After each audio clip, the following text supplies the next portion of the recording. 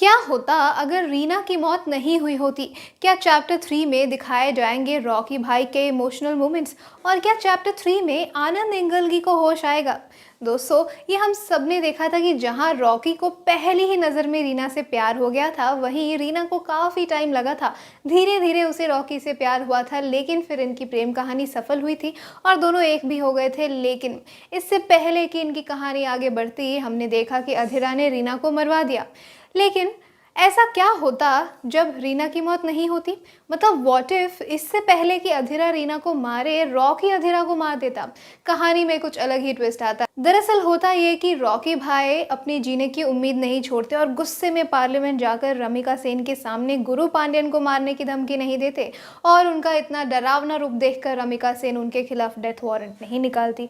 तो कुछ भी ऐसा नहीं होता। और बहुत सारे लोगों का ये कहना है कि क्योंकि उनकी जीने की सारी उम्मीद खत्म हो गई थी, या फिर ये कहें कि रीना जो उससे वो बहुत ज़्यादा प्यार करते थे और उनका होने वाला बच्चा अधीरा ने दोनों को मार दिया था, इसीलिए सारी उम्मीद खोकर वो अपना सारा सोना लेकर समुद्र में कूद गए थे।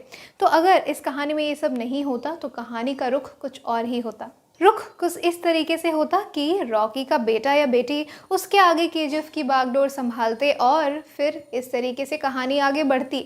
लेकिन अब क्योंकि रीना नहीं है, तो ऐसा हो सकता है कि चैप्टर 3 में फ्लैशबैक में कुछ कहानियां दिखाई जाए, जिसमें रॉकी के इमोशनल मोमेंट्स भी दिखाए जाए और वो निकल कर सामने आए।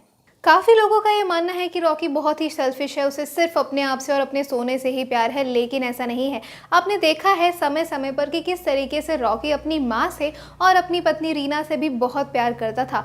जहाँ एक तरफ उसकी माँ ने उसे इस जीवन से, यानी कि यहाँ से लड़ना सिखाया है, वहीं दूसरी तरफ रीना ने उसके हाथ में उसकी माँ का लॉकेट देकर उसकी जान भी बचाई है। तो वो दोनों से ही बहुत प्यार करता है, और जब ये दोनों ही उसके जीवन में नहीं होते हैं तो किस तरीके से वो इमोशनल होता है, शायद ये चैप्टर 3 में दिखाया जाए। क्योंकि अभी तक ये जो दोनों ही फिल्में आई हैं उसमें रॉकी को इमोशनल नहीं दिखाया गया है, उनकी इमोशनल साइड को नहीं दिखाया गया है। तो ऐसा हो सकता है कि इस फिल्म में उनकी इमोशनल साइड को फ्लैशबैक में ही क्यों ना पर दिखाया जाए।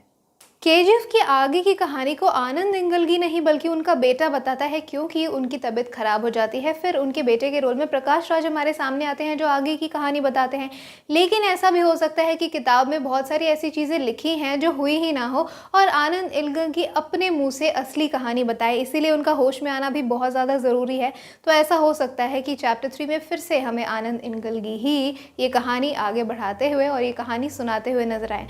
आपका इस पर क्या कहना है, हमें कमेंट सेक्शन में ज़रूर बताइए। आज की वीडियो में बस इतना ही। अगर आपको वीडियो अच्छी लगी है तो इसे लाइक कीजिए, अपने दोस्तों के साथ ज़रूर शेयर कीजिए, बॉलीग्राज स्टूडियोज़ को सब्सक्राइब कीजिए और मुझे अपनी होस्ट पंखुरी को इजाज़त दीजिए। नमस्कार।